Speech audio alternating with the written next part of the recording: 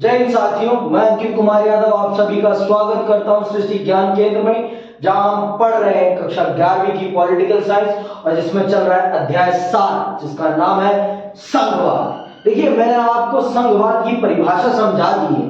संघवाद क्या है ये भी मैंने आपको बता दिया है और मैंने संघवाद की कुछ सामान्य जो भी राष्ट्र संघवादी हैं उनके बीच में जो सामान्यताएं हैं, मुख्य रूप से उन सामान्यताओं को भी मैंने आपको बता दिया है कि एक संघवादी राष्ट्र में क्या क्या मुख्य रूप से चीजें होती हैं। जैसे कि आपने जान लिया है कि जो देश संघवादी है, संघवाद के अंतर्गत चलता है, वहां पे सत्ता के दो स्तर होते हैं। एक होता है केंद्र स्तर और एक होता है प्रांतीय या राज्यीय स्तर, ठीक है। और वहां पर दोहरी नागरिकता भी होती है कहीं कहीं, और जो ये दोनों होती हैं यहाँ पर दोनों के कार्य क्षेत्र अलग अलग होते हैं। दोनों के कार्य क्षेत्रों को संविधान के द्वारा परिभाषित किया गया होता है। वहां पर एक लिखित संविधान होता है जिनमें दोनों स्तर की जो सरकारें होती हैं उनके बारे में पूरा विवरण दिया गया होता है। और इन दोनों के बीच में होने वाले डिस्प्यूट्स को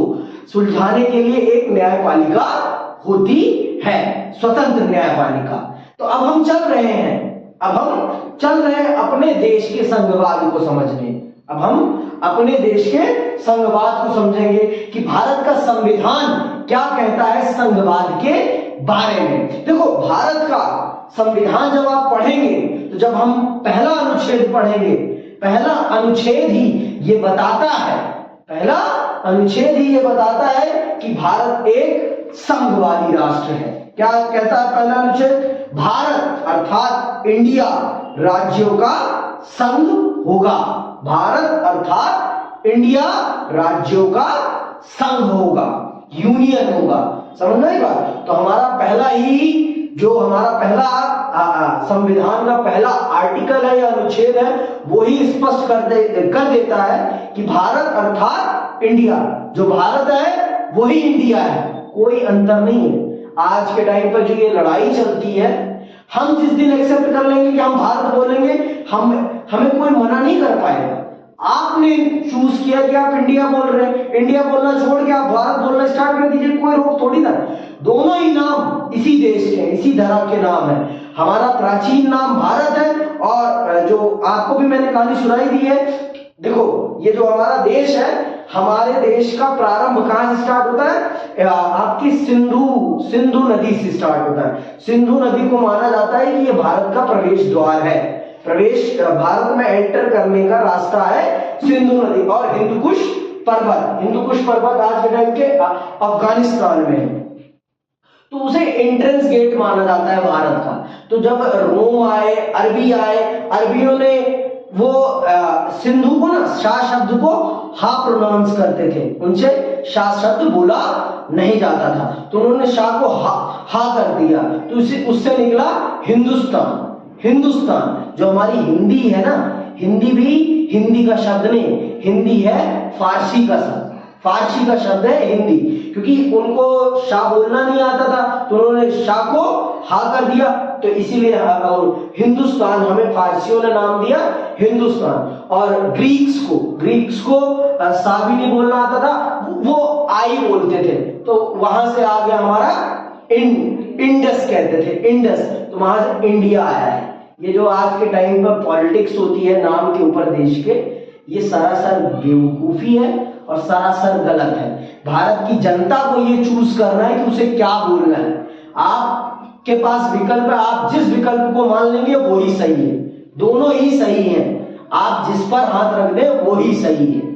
सरकार अगर भारत भी करती है तो कोई दिक्कत नहीं है, इंडिया भी है तो कोई दिक्कत नहीं है। हाँ, इंटरनेशनल मार्केट में भारत को इंडिया नाम से जाना जाता है। इसीलिए पंडित जवाहरलाल नेहरू ने उस समय जब आजाद हुए तो उन्होंने दोनों नामों को एक्सेप्ट किया, क्योंकि हमें इंटरनेशनल मार्केट में भी तो अपना नाम स्टैब्लिश करना था ना। और अंग्रेजों के 200 साल के शासन के समय में भारत को पूरे विश्व में इंडिया नाम से प्रोनाउंस किया जाता था, इसीलिए उन्होंने एक्सेप्ट किया था। तो अब आपने जान लिया, भारत का संविधान का पहला अनुच्छेद ही ये स्पष्ट करता है कि भारत अर्थात इंडिया एक संघ, एक क्या है? राज्यों का संघ है। ठीक है, राज्य और उनके राज्य क्षेत्र वे होंगे जो पहली अनुसूची में विनिर्दिष्ट है। ठीक है, तो भारत का संविधान सब कुछ बहुत ही अच्छे से परिभाषित कर देता है। तो आइए समझते हैं भारतीय संविधान में संघवाद। आजादी से पहले ही राष्ट्रीय आंदोलन के अनेक नेता इस विषय पर सहमत थे कि भारत जैसे विशाल देश पर शासन करने के लिए शक्तियों को प्रांतीय और केंद्रीय स्तरों के बीच बांटना जरूरी होगा। और सही भी था, क्योंकि भारत जितना, आप खुद देख लो, भारत जितना बड़ा भूगोल है, इसको आप एक जगह से अगर सेंट्रलाइज पावर से कंट्रोल करोगे तो ये खंडित हो जाएगा। मैंने आपको उस दिन भी उदाहरण दिया कि एक परिवार में सबकी अपनी पर्सनल लिबर्टी होनी चाहिए। अगर सबकी अपनी पर्सनल लिबर्टी नहीं होगी तो घर खंडित हो जाएगा। आज के टाइम पे संयुक्त परिवारों के टूटने का सबसे बड़ा कारण ही क्या है? उनको संयुक्त परिवार में लिबर्टी नहीं मिल पा रही है, आजादी का अनुभव नहीं कर पा रहे, और इसी कारणवश वो अपने जॉइंट फैमिली को न्यूक्लियर फैमिली में कन्वर्ट कर लेते हैं, जिससे कि वो अपने घर पर अपने परिवार को सही ढंग से ट्रीट कर सके और उसे चला सके। ये कारण है। तो भारत ने इस चीज को तभी समझ लिया था कि अगर मुझे अपने देश को सही ढंग से चलाना है तो मुझे अपने देश की जो पावर है उसको डिस्ट्रीब्यूट करना पड़ेगा। हमने भी अगर रशिया यूएसएसआर की तरह गलती करी होती तो हमारा भी देश टूट जाता। वहां टूटने का सबसे बड़ा कारण ही क्या था? वहां पावर सेंट्रलाइज थी, एक ही जगह सेंट्रलाइज थी। पूरे के पूरे सोवियत पर एक स्टेट का दबदबा था। तो भैया दबदबा, अब मैंने आपको उस दिन भी बताया, क्यों कोई किसी का दबदबा सहे? भैया अगर आप कह रहे हैं कि हम एक लोकतांत्रिक राष्ट्र हैं, तो लोकतांत्रिक राष्ट्र होने का मतलब क्या होता है कि इंसानों के पास अपने कुछ अधिकार है, और अधिकार का पहला अर्थ ही क्या है? अगर हमारे पास अधिकार है इसका मतलब हम स्वतंत्र हैं। तो स्वतंत्र होने का पहला अर्थ ही यही है कि हम अपने जीवन को अपनी शर्तों पर जिएंगे।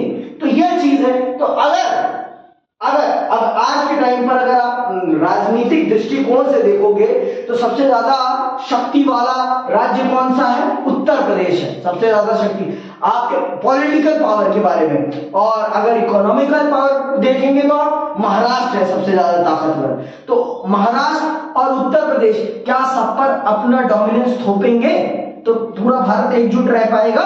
नहीं।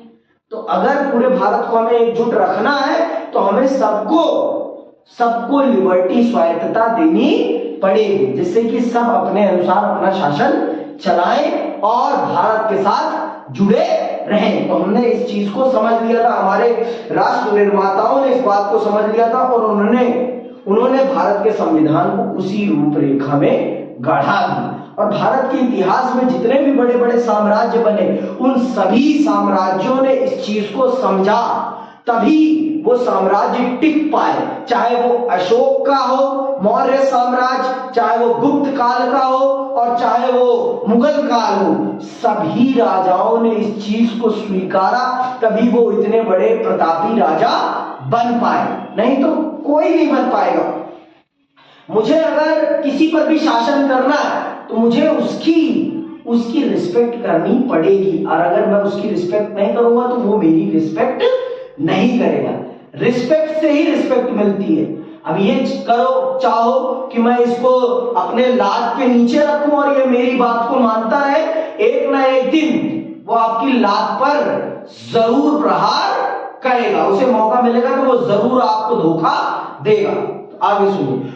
उन्हें यह भी भान था कि भारतीय समाज में क्षेत्रीय और भाषाई विविधताएं हैं, इन विविधताओं को मान्यता देने की आवश्यकता थी। विभिन्न क्षेत्रों और भाषा भाषी लोगों का सत्ता में सहभागिता करनी थी तथा इन क्षेत्रों के लोगों को स्वशासन का अवसर मिलना चाहिए था। अगर हमारी मंशा लोकतांत्रिक शासन स्थापित करने की थी तो इन बातों को लागू करना अपरिहार्य था।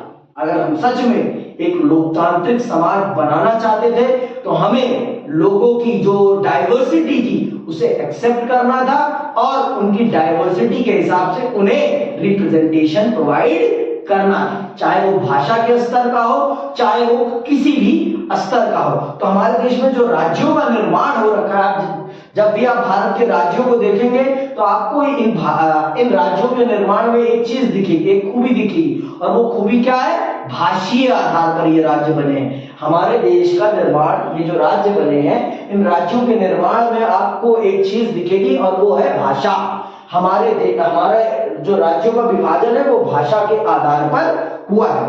और मैंने आपको बताया ही कि भाषा कितनी बड़ी चीज है। भाषा के कारण ही आपका पाकिस्तान दो हिस्सों में बंट गया। वो लोग उन पर उर्दू थोप रहे थे और वो अपनी बंगाली छोड़ना नहीं चाहते थे। कोई भी नहीं छोड़ सकता, अपनी माँ को कोई भी नहीं छोड़ सकता। और जो भाषा होती है वो माँ होती है, और माँ से बड़ा कोई नहीं होता। जिसने हमें, क्योंकि अगर मैं आज के टाइम पे फ्रेंच बोलना चाहूंगा तो मैं नहीं बोल पाऊंगा। मैं जिस फ्लुएंसी से हिंदी में बोल रहा हूं उस फ्लुएंसी से मैं इंग्लिश में भी नहीं बोल सकता हूं, और मुझे पढ़नी आती है फिर भी, क्योंकि मैंने सोचना सीखा है। तो किस भाषा में सीखा है? मैंने हिंदी में सोचना सीखा है। तो मेरी हमेशा फ्लुएंसी, जो एक्सपर्टनेस रहेगी, वो हिंदी में ही रहेगी, वो कभी अंग्रेजी हो ही नहीं सकती। चाहे मैं कितने अच्छे सराउंडिंग में क्यों ना चला जाऊं, हमेशा मैं हिंदी में ही सोचूंगा, क्योंकि ये मेरी मदर टंग है, ये मेरी मातृभाषा है, और मातृभाषा कभी छूटती नहीं है। तो इस चीज को हमारे प्रशासकों ने समझा।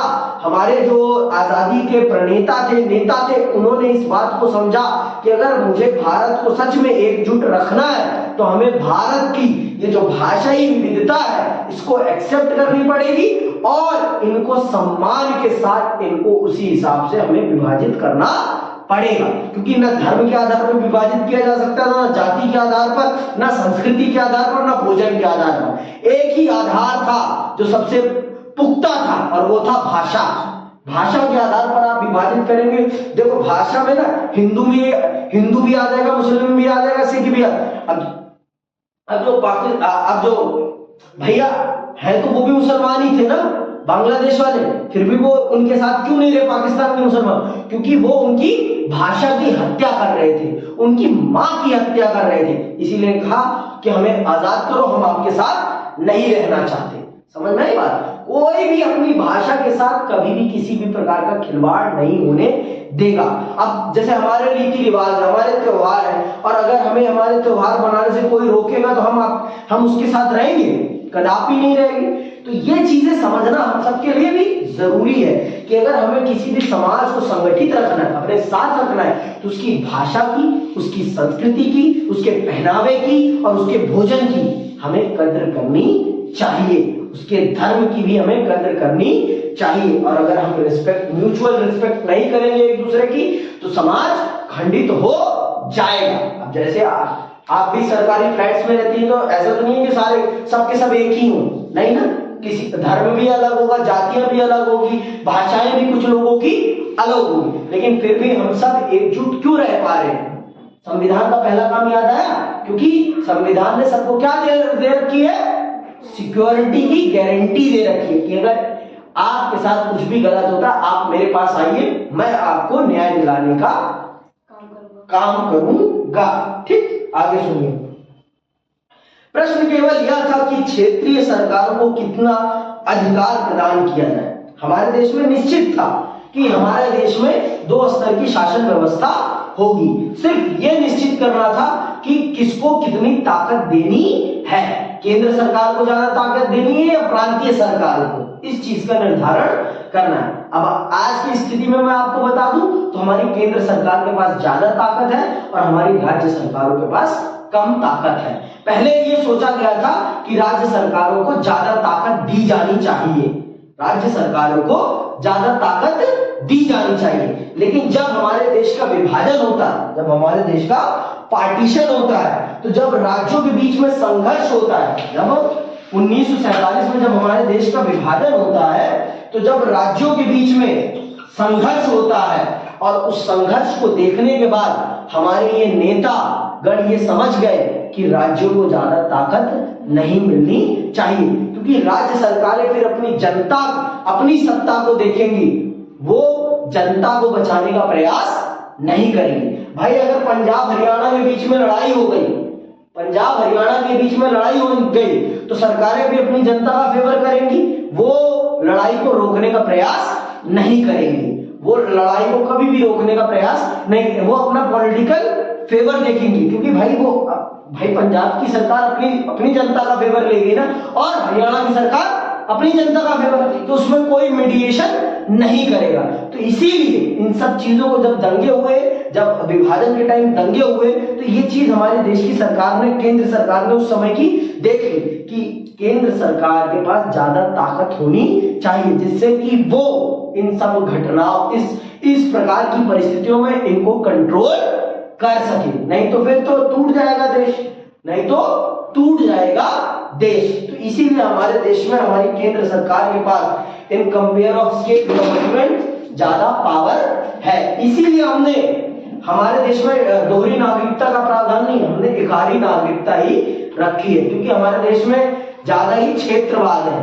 हमारे देश में बोलने की जरूरत नहीं, पहले ही क्षेत्रवाद है। बिहारी बिहारी है, बिहारी अगर कहीं जाता है तो वो अपने आप को बिहारी कहेगा, मराठी अपने आप को मराठी कहेगा, यूपी वाले तो कुछ नहीं कहते अपने आप को, वो तो बस पेड़ चाल चलते हैं। ठीक है, आगे सुनिए आप। मुस्लिम लीग द्वारा मुसलमानों को ज्यादा प्रतिनिधित्व देने के आंदोलन के परिप्रेक्ष्य में विभाजन के पूर्व एक समझौता फॉर्मूले पर चर्चा हुई, जिसके अनुसार क्षेत्रीय सरकारों को काफी ज्यादा अधिकार देने का प्रस्ताव आया। पर भारत के विभाजन का निर्णय होने पर संविधान सभा ने ऐसी सरकार के गठन का निर्णय लिया जो केंद्र और राज्यों के आपसी सहयोग और एकता तथा राज्यों के लिए अलग अलग अधिकार के सिद्धांतों पर आधारित हो। भारतीय संविधान द्वारा अंगीकृत संघीय व्यवस्था का सर्वाधिक महत्वपूर्ण सिद्धांत यह है कि केंद्र और राज्यों के बीच संबंध सहयोग पर आधारित होगा।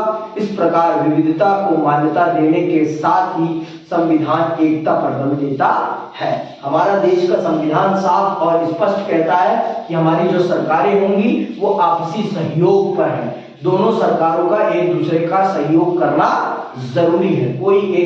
कोई किसी की मदद करने से मना नहीं कर सकता। दोनों का एक दूसरे के साथ अलग तरीके, दोनों एक सिक्के के दो पहलू हैं। कोई अपने आप को ज्यादा महत्वपूर्ण नहीं कह सकता।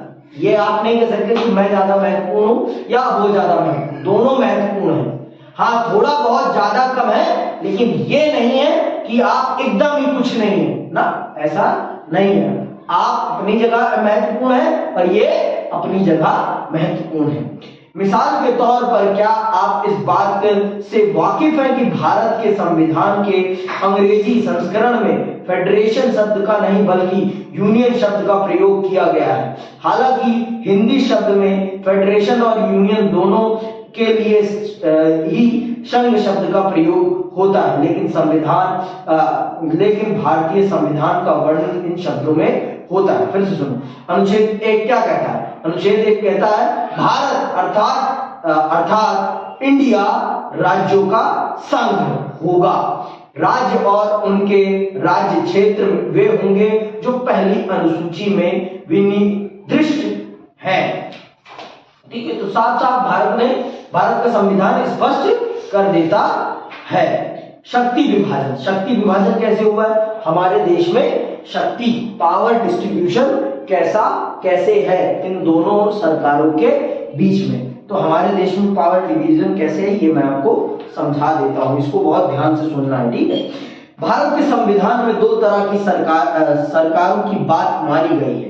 एक संपूर्ण राष्ट्र के लिए, जैसे संघीय सरकार या केंद्र सरकार कहते हैं, और दूसरी प्रत्येक प्रांतीय इकाई या राज्य के लिए, जैसे राज्य सरकार कहते हैं। ये दोनों ही संवैधानिक सरकारें हैं और इनके स्पष्ट कार्य क्षेत्र है। संविधान ने स्पष्ट कर रखा है कौन क्या काम करेगा, जिससे कि दोनों के बीच में कॉन्फ्लिक्ट ना हो। और अगर बाई चांस कॉन्फ्लिक्ट आता है तो आपका सर्वोच्च न्यायालय है इस कॉन्फ्लिक्ट को मिटाने के लिए। ठीक, यदि कभी यह विवाद हो जाए कि कौन सी शक्तियां केंद्र के पास है और कौन सी राज्यों के पास, तो इसका निर्णय न्यायपालिका संवैधानिक प्रावधानों के अनुसार करेगी। संविधान इस बात की स्पष्ट व्यवस्था करता है कि कौन कौन सी शक्तियां केवल केंद्र सरकार को प्राप्त होंगी और कौन कौन सी केवल राज्यों को। अगले पृष्ठ पर दिए गए चार्ट को ध्यान से देखें। इसमें दिखाया गया है कि केंद्र और राज्यों के बीच में शक्तियों को कैसे बांटा गया है। शक्ति विभाजन का एक महत्वपूर्ण पहलू यह है कि संविधान ने आर्थिक और वित्तीय शक्तियां केंद्र सरकार के हाथ में सौंपी हैं। अंडरलाइन कर लो, भारत में जो आर्थिक और वित्तीय शक्तियां हैं वो किस सरकार के पास है? केंद्र सरकार, क्योंकि पैसा ही सब कुछ है और अगर आपके पास पैसा रहेगा सब आपके कंट्रोल में रहेंगे, सब आपके पास कंट्रोल में रहेंगे। तो भारत में जो मनी पावर है वो किसके पास है? सेंट्रल गवर्नमेंट के पास है। ठीक, सरकार के हाथ में सौंपी है। राज्यों के उत्तरदायित्व तो बहुत अधिक है पर आय के साधन कम है। काम बहुत है लेकिन कमाई कम है। तो अब आते हैं इस चार्ट पर। यह है भारत का। भारत के संविधान ने हमारे देश की कामों को हमारे देश की दो सरकारों के बीच में कैसे बांटा है ये मैं आपको बता देता हूं। एक को कहते हैं संघ सूची, दूसरे को कहते हैं राज्य सूची और तीसरे को कहते हैं सामवर्ती सूची और एक आई है अविष्ट शक्तियां। ठीक है, तो सुनना, संघ सूची में कौन कौन से विषय आते हैं। इसमें शामिल है प्रतिरक्षा मतलब राष्ट्रीय सुरक्षा। प्रतिरक्षा मतलब राष्ट्रीय सुरक्षा से संबंधित निर्णय कौन लेगा? केंद्र सरकार लेगी। परमाणुविक ऊर्जा, परमाणु एटॉमिक पावर से रिलेटेड काम कौन करेगी? आपकी केंद्र सरकार करेगी। ठीक है, और विदेशी मामलों को युद्ध और शांति, बैंकिंग, रेलवे, डाक और तार, वायु सेवा, बंदरगाह, विदेश व्यापार, मुद्रा, इन सभी कामों को करने का दायित्व किसके पास है? केंद्र सरकार के पास है। इन विषयों पर सिर्फ केंद्रीय विधायिका ही कानून बना सकती है। केंद्रीय विधायिका कौन है? संसद। जब भी केंद्रीय विधायिका कहा जाए तो किसका नाम लेना है? संसद का, भूलना मत आज के बाद। ठीक है, राज्य सूची में क्या क्या शामिल है? कृषि शामिल है, पुलिस शामिल है। देखो, एक दिल्ली ही एक ऐसा राज्य है जिसकी पुलिस राज्य सरकार के अंतर्गत नहीं आती, वो केंद्र सरकार के गृह मंत्रालय के अंतर्गत आती है। क्यों? क्योंकि दिल्ली एक कंप्लीट राज्य नहीं है। दिल्ली क्या है? केंद्र शासित प्रदेश है, जिस कारण से उसकी जो पुलिस है वो उसके अंतर्गत नहीं है। ठीक है, तो सुनना, क्या क्या है राज्य में? कृषि है, पुलिस है, जेल खाना है, स्थानीय शासन, अगले चैप्टर में पढ़ेंगे स्थानीय शासन क्या होता है, सार्वजनिक स्वास्थ्य है, भूमि है, शराब है, वाणिज्य व्यापार है, पशुपालन है, प्रादेशिक लोक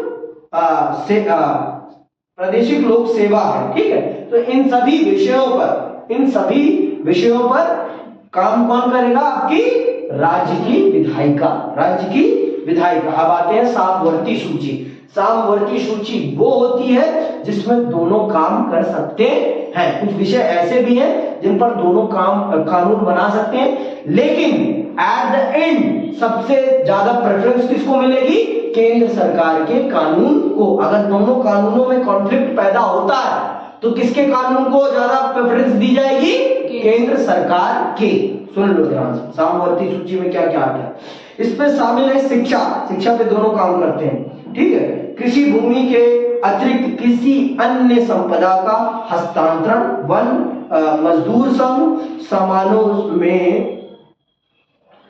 में मिलावट, गोद लेना और उत्तराधिकार। केंद्र और प्रांत दोनों की विधायिका इन मामलों पर कानून बना सकती है। ये वो विषय है जिन पर दोनों कानून बना सकते हैं। ठीक है, और ये है जो एक नई सूची आई है, अवशिष्ट शक्तियां। इनमें वे सभी मामले शामिल हैं जिनका उल्लेख किसी भी सूची में नहीं हुआ है। जैसे आज के टाइम पे इंटरनेट जो आ गया है, जब हमारा संविधान बना था तो ये सारी चीजें नहीं थी। तो आज के टाइम पर जो ये नई चीजें आई हैं, इन सारी चीजों की शक्ति किसको दी गई है? हमारे साइबर क्राइम, इन विषयों पर केवल केंद्रीय विधायिका ही कानून बना सकती है। तो जैसे साइबर है, ये सारी चीजें जो इंटरनेट से रिलेटेड है, इस पर सिर्फ कानून बनाने का अधिकार हमारी केंद्रीय विधायिका अर्थात भारत की संसद को है। ठीक, तो अब आपको समझ में आ गया कि भारत का संविधान शक्ति का विभाजन कैसे करता है। अब आते हैं सशक्त केंद्र सरकार और संघवाद। अब हम चल रहे हैं समझने कि हमारी केंद्र सरकार किस प्रकार से राज्य सरकारों से ज्यादा ताकतवर है और हमारे देश का संघवाद इससे कैसे प्रभावित है। ठीक है, मैंने आपको पहले बात, देखो आज के समाज में पैसा सबसे बड़ी चीज है, तो हमारे देश के संविधान ने ये स्पष्ट कर दिया है कि हमारे देश की जो आर्थिक और वित्तीय शक्ति है वो किसके पास है? हमारे केंद्र सरकार के पास है। तो इस कारणवश हमारी केंद्र सरकार बहुत ज्यादा ताकतवर है इन कंपेयर ऑफ स्टेट गवर्नमेंट्स की। तो इस चीज ने उन्हें राज्य सरकारों को उनके प्रति उत्तरदायी और उनके प्रति समर्पित बना रखा है, क्योंकि उनके पास अपने आय के कोई ज्यादा साधन नहीं, उनके पास अपनी कमाई के ज्यादा साधन नहीं, जो कमाते भी हैं वो उन्हें केंद्र सरकार को दे देना पड़ता है, और अपनी कमाई उनके पास बहुत ही कम है। अगर वो 100 रुपए कमा रहे हैं तो उन्हें 70 रुपए केंद्र सरकार को अपनी कमाई के दे देने पड़ते हैं, सिर्फ वो अपनी कमाई के 30 रुपए अपने पास रख सकते हैं, फिर केंद्र सरकार से उन्हें मांगना पड़ता है, तो फिर उन्हें मिलता है। तो ये चीज आप जान लो आज। ठीक, तो इसीलिए भारत का जो संघवाद है ना, वो भारत का संघवाद केंद्र की तरफ झुका हुआ है, केंद्र को ज्यादा शक्तियां देता है। जैसे अमेरिका का संघवाद है, अमेरिका का संघवाद हमसे अलग है, वहां के जो स्टेट्स हैं उनके पास हमारे स्टेट से ज्यादा पावर है, हमारे स्टेट्स के पास जितना पावर नहीं है उससे ज्यादा पावर वहां के स्टेट्स के पास है। वहां के स्टेट इंटरनेशनल रिलेशंस को भी मेंटेन करते हैं, लेकिन हमारे देश में ऐसा नहीं है। हमारे देश की एक ही विदेश नीति है, विदेश नीति के मामले में राज्य सरकारें हस्तक्षेप नहीं कर सकती। राज्य सरकारों का कोई विदेश संबंध भी नहीं होता, राज्य सरकारों का अपना कोई विदेश संबंध नहीं, लेकिन वहां पर उनके अपने विदेश संबंध भी होते हैं पर्सनल स्तर पर। ठीक है, सुनना, अमूमन ऐसा माना जाता है कि भारतीय संविधान द्वारा एक सशक्त केंद्र सरकार की स्थापना की गई, और ये सत्य भी है, अमूमन मानने की जरूरत नहीं है, सही है कि हमारे संविधान ने एक सशक्त केंद्र सरकार का निर्माण किया, और इसको बनाने में 1947 की विभाजन की घटना का बहुत बड़ा रोल है, क्योंकि विभाजन में जो जन त्रासदी हुई थी उस जन त्रासदी को इसीलिए नहीं रोका जा सका क्योंकि हमारी उस समय की केंद्र सरकार ताकतवर नहीं थी। हमारी उस समय की केंद्र सरकार के अंतर्गत पुलिस या प्रशासन नहीं था, जिस कारण से उस विभाजन को या कहिए उस विभीषिका को, वो जो विभीषिका थी, जो लोगों की मौत हुई, उसको रोका नहीं जा सका। इसीलिए आगे सुनो, भारत एक महाद्वीप की तरह विशाल तथा अनेकानेक विविधताओं और सामाजिक समस्याओं से भरा है। संविधान निर्माताओं की मान्यता थी कि हमें एक संघीय संविधान चाहिए जो इन विविधताओं को समेट सके, पर वे एक शक्तिशाली केंद्र सरकार की स्थापना भी करना चाहते थे जो विघटनकारी प्रवृत्तियों पर अंकुश रख सके और सामाजिक राजनीतिक परिवर्तन ला सके। स्वतंत्रता के समय केंद्र के लिए ऐसी शक्तियां आवश्यक थी, क्योंकि उस समय देश में न केवल ब्रिटिश सरकार द्वारा गठित कुछ प्रांत थे, बल्कि 500 से ज्यादा देसी रियासतें भी थी, जिनका या तो पुराने प्रांतों में विलय या नए प्रांतों के रूप में गठन होना था। तो इसीलिए हमारी केंद्र सरकार का ताकतवर होना बहुत जरूरी था, क्योंकि जब भारत नया नया बना था तो हमारे देश में 565 देसी रियासतें थी और सब में कुछ अलग थे, सब अलग अलग थे। तो इनको एकजुट रखने के लिए केंद्र का मजबूत होना बहुत जरूरी था, नहीं तो कब किसके मन में विद्रोह पैदा हो जाए कोई पता ही नहीं चले। समझ में आया? नए नए को जोड़ के रखने के लिए मुखिया का ताकतवर होना बहुत जरूरी है।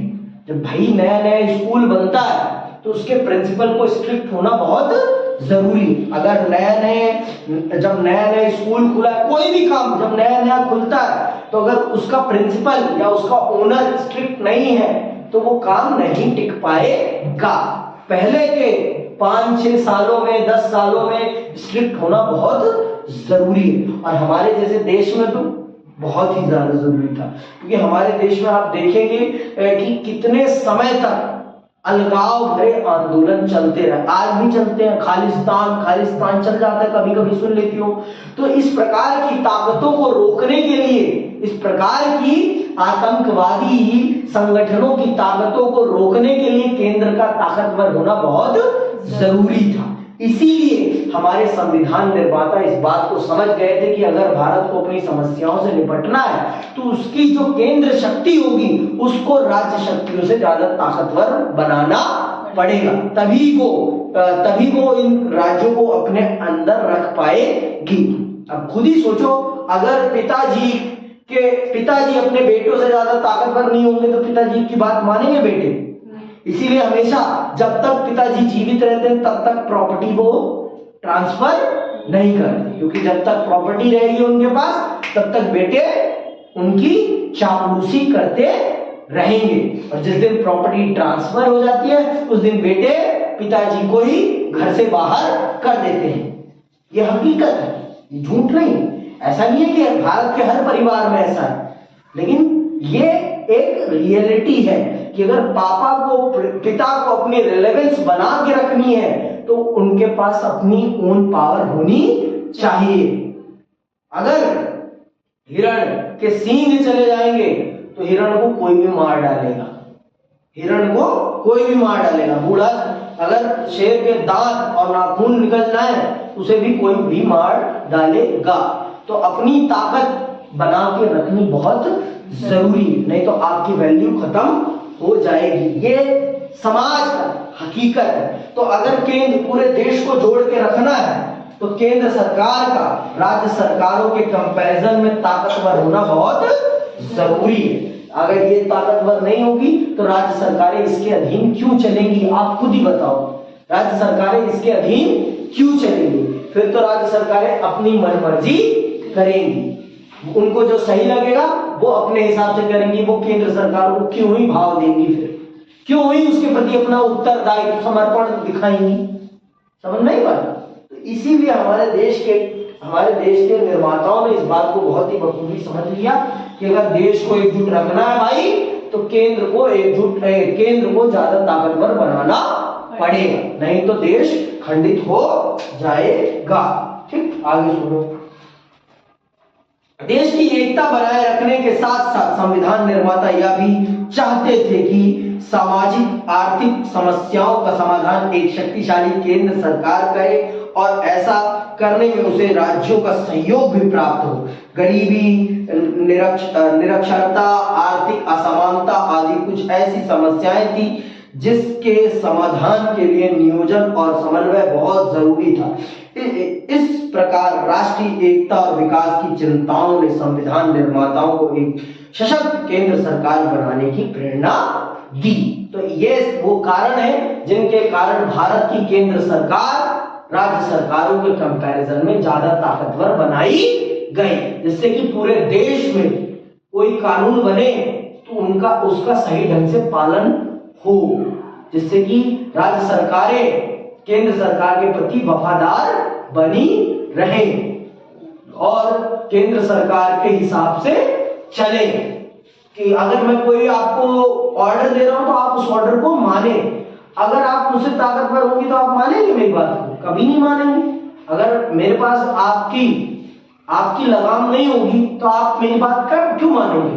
घोड़ा अपने मालिक के कंट्रोल में इसीलिए क्योंकि उसकी लगाम उसके मालिक के हाथ में, और जब लगाम उसके हाथ से छूट जाती है तो फिर घोड़ा देखो, घोड़ा फिर कहां जाता है वो मालिक जानता है और घोड़ा भी जानता है। तो इसीलिए आइए उन संवैधानिक प्रावधानों पर ध्यान दें जो सशक्त केंद्र सरकार की स्थापना करते हैं। वो कौन से प्रावधान है जो हमारी केंद्र सरकार को ताकतवर बनाते हैं राज्य सरकारों के कंपैरिजन में, वो जान लेते हैं और समझ लेते हैं। ठीक है, किसी राज्य के अस्तित्व और उसकी भौगोलिक सीमाओं के अस्तित्व पर संसद का निर्णय है।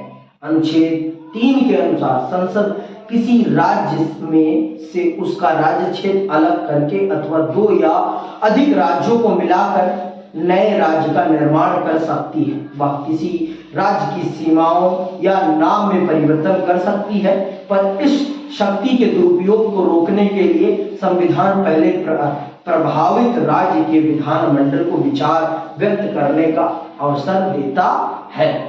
भारत की जो संसद है उसके पास ये अधिकार है, भारत की जो संसद है उसके पास ये अधिकार है कि वो अनुच्छेद 3 के अंतर्गत वो राज्यों की सीमाओं में हेरफेर कर सकती है। अगर उसे लग रहा है कि उत्तर प्रदेश बहुत बड़ा है, हमारा उत्तर प्रदेश बहुत बड़ा है, तो उसे 3 राज्यों में विभाजित कर दिया जाना चाहिए, तो इसे किया जा सकता है। फिर से बोल रहा हूं मैं, सुन लें। अगर उत्तर प्रदेश लगता है कि केंद्र सरकार को बहुत बड़ा है और इसे जो सरकार है वो सही से रन अप नहीं कर पा रही है, इसे सही से रन अप नहीं चला नहीं पा रही है, तो वो उत्तर प्रदेश को बांट सकती है। और उसे लगता है कि उत्तर प्रदेश छोटा है, इसमें और बड़ा क्षेत्र मिला दिया जाना चाहिए, तो वो भी किया जा सकता है। लेकिन इनको करने से पहले केंद्र सरकार अपनी इस ताकत का दुरुपयोग ना करे, इसको करने से पहले इसीलिए प्रावधान किया गया, जिस राज्य के साथ ऐसा किया जा रहा है उस राज्य से पहले एक बार कंसल्ट कर लिया जाए, एक बार उससे कंसल्ट कर लिया जाए कि अगर हम आपके साथ ऐसा करते हैं तो आप सहमत हैं या नहीं। तो ये है। तो अब आप खुद ही जान लो कि केंद्र सरकार कितनी ताकतवर है, वो आपके अस्तित्व को बना भी सकती है और मिटा भी सकती है। तो आप पंगा तो लेके दिखाओ फिर केंद्र सरकार के, फिर आपको बताएगी आपका राज्य ही गायब कर देगी, क्या कर लोगे फिर? समझ में आई बात? राज्य ही गायब, सरकार ही गायब, सब हो गया खत्म। समझ में आई बात? तो केंद्र सरकार से पंगा लेना मतलब अपने अस्तित्व से पंगा लेना है। दूसरा सुनिए, संविधान में केंद्र को अत्यंत शक्तिशाली बनाने वाले कुछ आपातकालीन प्रावधान है जो लागू होने पर हमारी संघीय व्यवस्था को एक अत्यधिक केंद्रीकृत व्यवस्था में बदल देते हैं। आपातकाल के दौरान शक्तियां कानूनी रूप से केंद्रीकृत हो जाती हैं। संसद को यह शक्ति भी प्राप्त हो जाती है कि वह उन विषयों पर कानून बना सके जो राज्यों के अधिकार क्षेत्र में आते हैं। भारत के संविधान में एक प्रावधान है आपातकाल, और वो जब आपातकाल लगता है देश में तो ये जो संघीय ढांचा है ना, ये केंद्रीकृत ढांचे में परिवर्तित हो जाता है। देश की सारी शक्तियां किसके पास चली जाती हैं? राष्ट्रपति के पास, अर्थात केंद्र सरकार के पास। तो राष्ट्रपति का शासन जब स्थापित हो जाता है तो पूरी की पूरी शक्तियां केंद्र सरकार के पास आ जाती हैं, और तो उस समय वो उन विषयों पर भी कानून बना सकती है जो विषय राज्य क्षेत्र में आते हैं, राज्य के क्षेत्र में आते हैं, उन विषयों पर भी कानून बना सकती है। तो इस आपातकाल, और हमारे देश में आपातकाल लगा है, कब लगा है ये पता करके आना। कि पता है? कोविड के टाइम पे नहीं लगा था, वो अलग है। ठीक है, हाँ कोविड के टाइम पे भी लगा है, लेकिन उस समय उस लेवल का आपातकाल नहीं लगा था जो 1975 में लगा था। 1975 में जो लगा था, इंदिरा गांधी जी ने जो लगवाया था, वो आपातकाल नहीं था। ठीक है, हमारा जो कोविड टाइम पे लगा था वो आपका स्वास्थ्य संबंधी आपातकाल था, वो राजनीतिक आपातकाल नहीं था। हमारे देश में तीन तरीके के आपातकाल हैं, तो 3 तरीके के आपातकाल होते हैं। कल पढ़ के आना और बताना मुझे कि कौन कौन से तरीके के। ठीक है, अब चलते हैं आगे, सुनो। सामान्य स्थितियों में भी केंद्र सरकार को अत्यंत प्रभावी वित्तीय शक्तियां और उत्तरदायित्व, सबसे पहले तो आय के प्रमुख संसाधनों पर केंद्र सरकार, अंडरलाइन कर लो, कमाई के जितने भी प्रमुख साधन हैं उन सभी साधनों पर केंद्र सरकार का दबदबा है। ठीक है, इस प्रकार केंद्र के पास आय के अनेक साधन हैं और राज्य अनुदानों और वित्तीय सहायता के लिए केंद्र पर आश्रित है। तो इस प्रकार से समझ लीजिए कि राज्य सरकारें अपनी जरूरतों को पूरा करने के लिए किस पर निर्भर है? किस पर? केंद्र सरकार। अपना कोई भी काम करना है, प्रोजेक्ट चलाना है उन्हें, तो फिर किससे पैसा मांगना पड़ता है? केंद्र सरकार की। देख लो, आपकी सबसे बड़ी जरूरत ही उन्होंने अपने पास रख रखी है। तो सामान्य स्थिति में भी केंद्र सरकार राज्यों से बहुत ज्यादा ताकतवर है, क्योंकि उसी के पास पैसा है। ठीक है, इस प्रकार केंद्र के पास आय के अनेक साधन है और राज्य अनुदानों और वित्तीय सहायता के लिए केंद्र पर आश्रित है। दूसरी तरफ स्वतंत्रता के बाद भारत ने तेज आर्थिक प्रगति और विकास के लिए नियोजन को साधन के रूप में प्रयोग किया। नियोजन के कारण आर्थिक फैसले लेने की ताकत केंद्र सरकार के हाथ में सिमटती गई। केंद्र सरकार द्वारा नियुक्त योजना आयोग राज्यों के संसाधन प्रबंधन की निगरानी करता है। इसके अलावा केंद्र सरकार अपने विशेषाधिकार का प्रयोग कर राज्यों को अनुदान और ऋण देती है। आर्थिक संसाधनों का यह वितरण असंतुलित माना जाता है और सरकार पर अक्सर यह आरोप लगाया जाता है कि वह विरोधी दलों द्वारा शासित राज्यों के प्रति भेदभावपूर्ण रवैया अपनाती है। और ये सत्य है कि जिन राज्यों में विपक्ष की सरकार होती है, जैसे मान लो केंद्र में अभी भाजपा की सरकार है और जिन राज्यों में भाजपा की सरकार नहीं है, उन राज्यों के साथ केंद्र सरकार भेदभावपूर्ण रवैया अपनाती है। और ये सही है, झूठ नहीं है कि वो उन राज्यों को उतना पैसा नहीं देती जितना उनको मिलना चाहिए। तो ये किया जाता है। तो आप ये जान लीजिए कि आपका केंद्र आर्थिक रूप से बिग बी है। आर्थिक रूप से बिग बी, पैसे की खदान है। पैसा उसी के पास है, पहले ही बता दिया मैंने, पैसा उसी के पास है। वही छापता है, वही डिस्ट्रीब्यूट करता है। और जितने भी आपने योजना आयोग, नीति आयोग का नाम सुना होगा।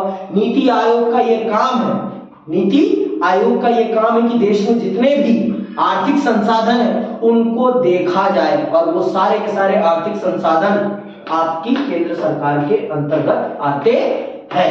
कोल माइंस जितनी है भारत की, जितनी भी कोल माइंस है भारत की, जितनी भी बड़ी बड़ी खदानें हैं, सारी की सारी आपकी सेंट्रल गवर्नमेंट के अंतर्गत आती हैं। उनसे जो भी कमाई होती है वो भारत सरकार के पास आती है। तो देखो भाई, जितने भी कमाई के साधन हैं वो सारे के सारे केंद्र सरकार के अधीन होते हैं। अगला सुनो, जैसा कि हम आगे पढ़ेंगे, राज्य के राज्यपाल को यह शक्ति प्राप्त है कि वह राज्य सरकार को हटाने और विधानसभा भंग करने का, ये राज्यपाल सुन लो, सिफारिश राष्ट्रपति को भेज सके।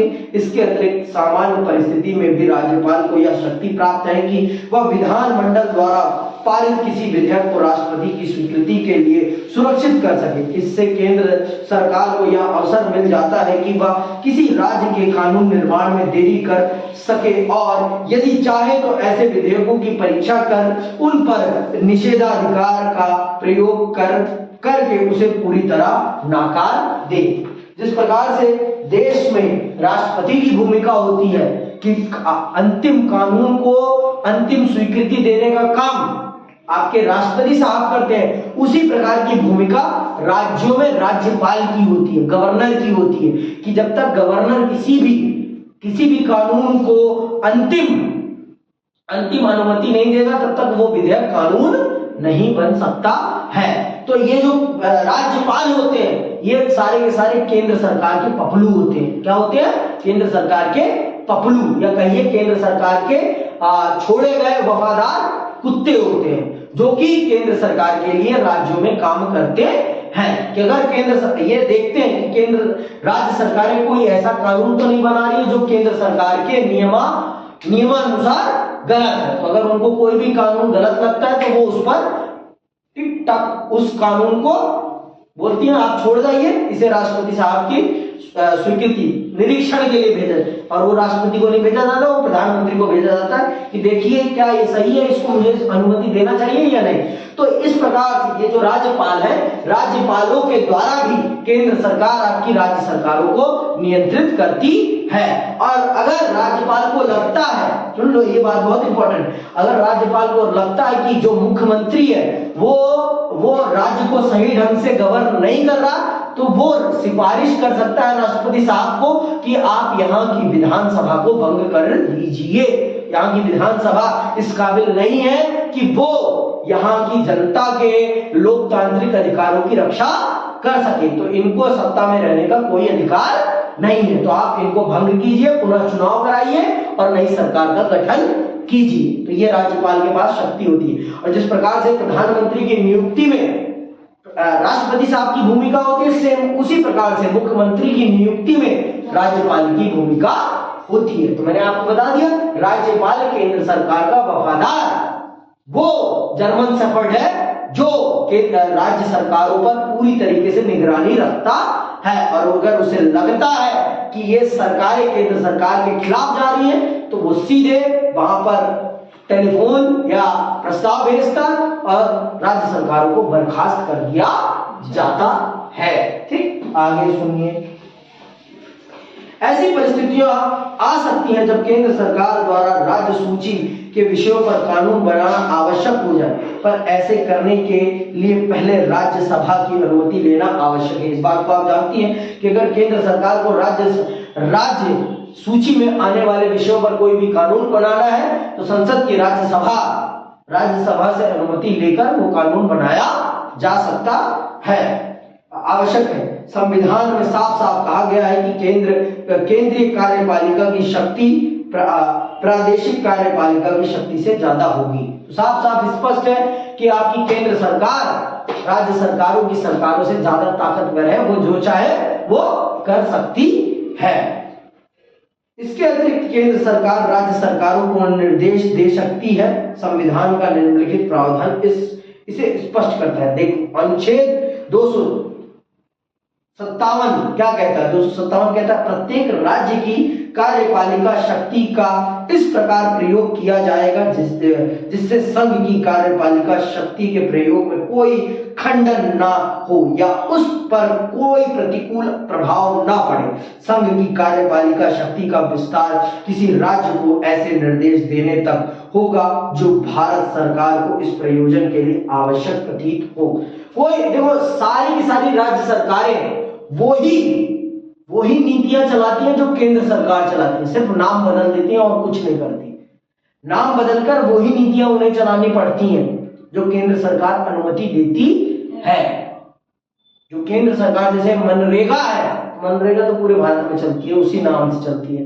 जैसे आपका आयुष्मान कार्ड है जो केंद्र सरकार का है, तो राज्य सरकारों में उसका नाम बदल देते हैं और अपने अनुसार उसका नाम परिवर्तित करके चला लेते हैं, पर योजनाएं वही चलानी पड़ेंगी। आप केंद्र सरकार की योजनाओं के विरुद्ध में जाकर कोई काम नहीं कर सकते। और मैंने आपको बताया जो डिस्ट्रिक्ट मजिस्ट्रेट होते हैं, यूपीएससी के जो वफादार जो ये होते हैं अफसर, वो सारे के सारे केंद्र सरकार के अफसर होते हैं। तो वो केंद्र सरकार को रिपोर्ट करते हैं। पता है केंद्र जो यूपीएससी के जितने भी अधिकारी हैं वो केंद्र सरकार के अंतर्गत आते हैं, ना कि राज्य सरकारों के। तो इस प्रकार से केंद्र आपकी राज्य सरकारों को पूर्ण रूप से नियंत्रित करती है। एक अंत है, एक और है दो।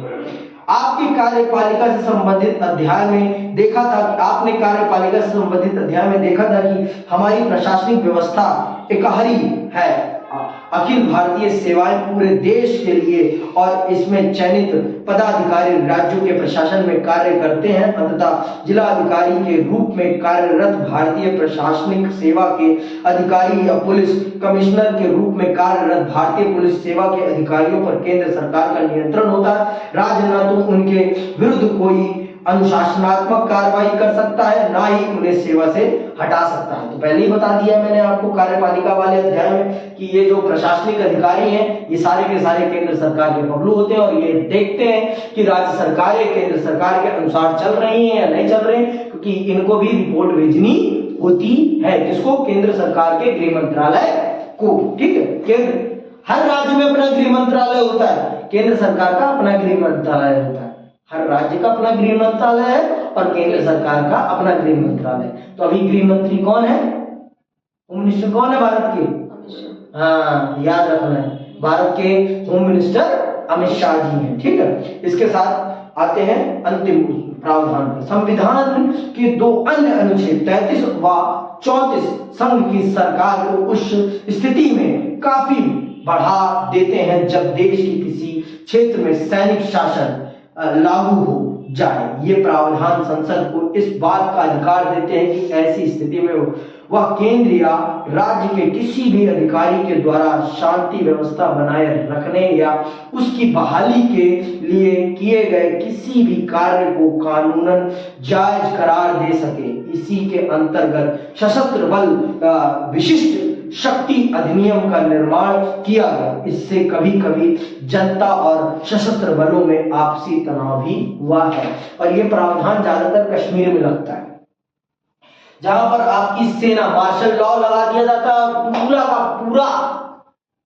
पूरा राज्य छावनी में तब्दील कर दिया जाता है। मतलब सेना चप्पे चप्पे पर सेना खड़ी हो जाती है और किसी ने भी अगर गलती से भी कुछ गलत किया तो फिर सुनवाई नहीं होगी, सीधे भेजे में गोली डाल दी जाती है, खत्म।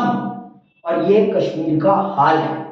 जब मैं गया हूं मैंने देखा है, कश्मीर में चप्पे चप्पे पर सीआरपीएफ खड़ी होती है, हर 1 किलोमीटर पर सीआरपीएफ की बैंक खड़ी होती है। तो कश्मीर आपका इस प्रावधान के अंतर्गत आता है। पर आपकी केंद्र सरकार के पास कितनी ताकत है आप इस चीज से वाकिफ हो चुकी हैं। पैसे पे भी उसी का कंट्रोल है, संविधान के प्रावधानों पर भी उसी का कंट्रोल है, राज्यों के बनावट पर भी उसी का कंट्रोल है, सब चीजों पर है उसका कंट्रोल।